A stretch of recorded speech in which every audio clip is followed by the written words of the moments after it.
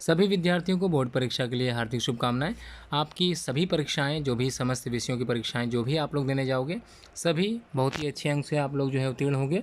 तो चलिए, कुछ महत्वपूर्ण चीज़ें हैं जिसको मैं बताने वाला हूं, ध्यानपूर्वक सुनिएगा। अगर आप लोग बोर्ड की परीक्षा में जा रहे हो, सेंटर में पहुंच रहे हो, तो ध्यानपूर्वक समस्त बातों को ध्यानपूर्वक सुनिएगा। सबसे पहले पंजीकरण पत्रांक जो आप लोगों को मिला होगा विद्यालय के माध्यम से, कक्षा 9 का जो आप लोगों को मिला होगा। अगर आप लोग कक्षा 10 की परीक्षा के लिए जा रहे हो सेंटर पे, तो क्या क्या ले जाना आवश्यक है, ध्यानपूर्वक सुनिएगा। सबसे पहले कक्षा 9 का पंजीकरण आप लोगों को मिला होगा, बिल्कुल इसी तरह का दिखाओ, जिसमें विद्यालय का नाम, परीक्षार्थी का नाम, माता का नाम, पिता का नाम, जन्मतिथि और चयनित विषय, ये समस्त बातें लिखी होंगी। ठीक है। अब इसी तरह का बिल्कुल हूबहू क्लास 10th का, जिसमें आप लोगों का अनुक्रमांक भी दिया होगा। ध्यानपूर्वक समझिएगा, यहाँ पर जो सबसे महत्वपूर्ण बात मैं बताने जा रहा हूँ, तो यहाँ पर सबसे ज़्यादा जरूरी है परीक्षा केंद्र का नाम लिखा होगा, जहाँ पर आप लोग सेंटर पर पहुँचे होंगे वो लिखा होगा, विद्यालय का नाम, जिस विद्यालय से आप लोग जो है जुड़े होंगे, परीक्षार्थी का नाम, जो भी आपका नाम होगा, माता का नाम, पिता का नाम, ये सब कुछ आप लोग का जो है सही प्रकार से आप लोग देख लीजिएगा। उसके बाद जन्मतिथि आप लोगों की लिखी होगी। परीक्षा प्रवर्ग फुल एग्जाम आप लोग देने जा रहे हो, रेगुलर है तो रेगुलर होगा, प्राइवेट के लिए प्राइवेट होगा। जेंडर मेल है। दिव्यांग, यहाँ पर अगर आप लोग हैंडीकैप्ड हो गए फिजिकली तो आप लोग जरूर लिख के आया होगा, नहीं तो आगे बढ़ते हैं। यहाँ पर ध्यानपूर्वक चीज़ समझने वाली मैं बताता रहा हूँ, आप लोग ध्यानपूर्वक सुने।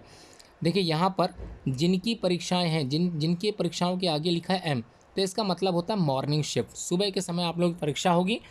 अगर किसी परीक्षा या किसी विषय के आगे ई लगा है तो इसका मतलब है आप लोगों की वो परीक्षा इवनिंग वाले बैच में होगी। तो जैसे कि इसमें कंप्यूटर वाला जो विषय है, ये ध्यानपूर्वक समझ लीजिए, ये मॉर्निंग में ना होकर ये इवनिंग में होगा। ठीक है। बाकी समस्त के आगे एम लगा है, इसका मतलब मॉर्निंग में होगा, और अगर ई लगा है तो इसका मतलब इवनिंग वाले बैच में होगा। तो ये दो चीज़ें क्लियर हो गई। आप समझिए, अब की जो बोर्ड का नंबर आया है, रोल नंबर आया है, ध्यानपूर्वक समझिए, काफ़ी बड़ा है, अरबों में पहुंच चुका है। इसको आप लोगों को कैसे करना है मैं बता देता हूँ। जैसे किसी विद्यार्थी का रोल नंबर है 22512356,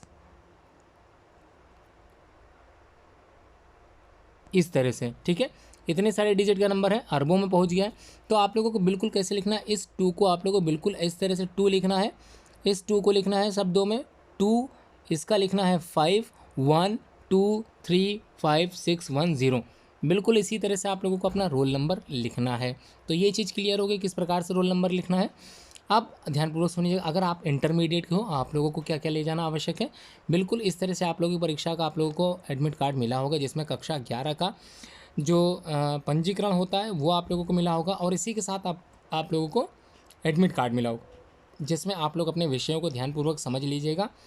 यहाँ पर जिनका साइंस वर्ग है, बायो ग्रुप है, उनके सभी के आगे देखिए ई लिखा होगा, ध्यानपूर्वक समझ लीजिए इन बातों को।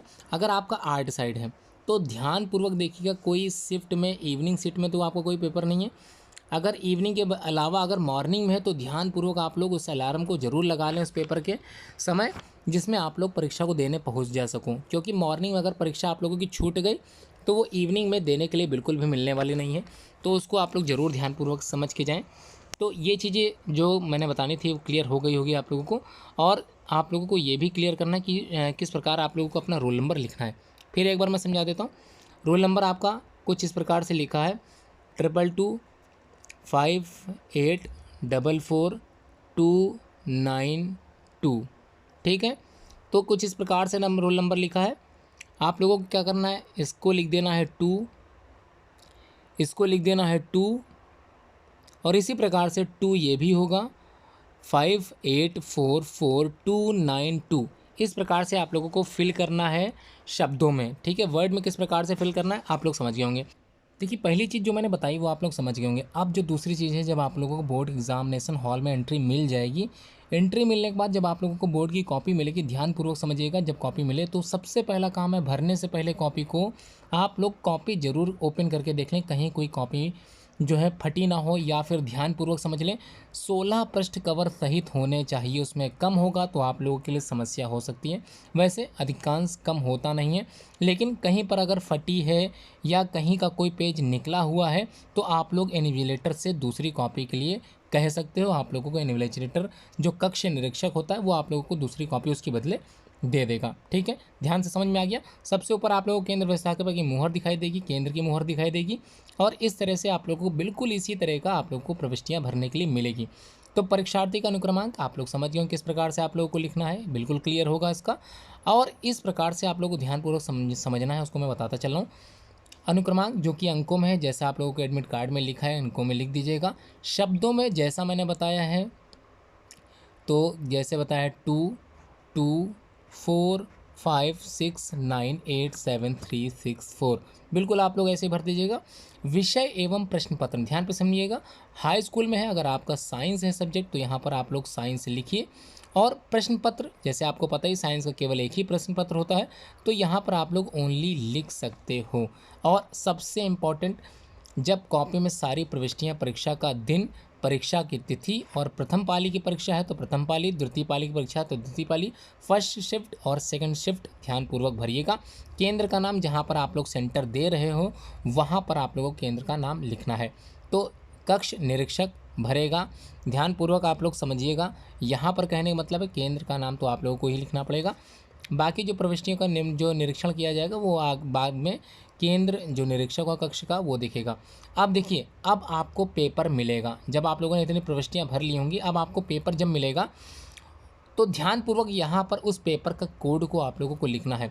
जब आप लोगों ने पेपर देखा होगा तो सबसे ऊपर कोड आप लोगों को 3 डिजिट और साथ में कुछ अल्फ़ाबेटिकली जुड़ा हुआ मिल जाएगा, जैसे 8 5 6 और XZ, कुछ भी हो सकता है। आप लोग ज़रूर अपने पेपर पर देखिएगा और उसको यहाँ पर अंकित जरूर कीजिएगा। तो उम्मीद है आप लोग दूसरी जो सबसे महत्वपूर्ण बात है वो भी आप लोग समझ गए होंगे। चलिए मैं एक नमूना बता देता हूँ। यह जो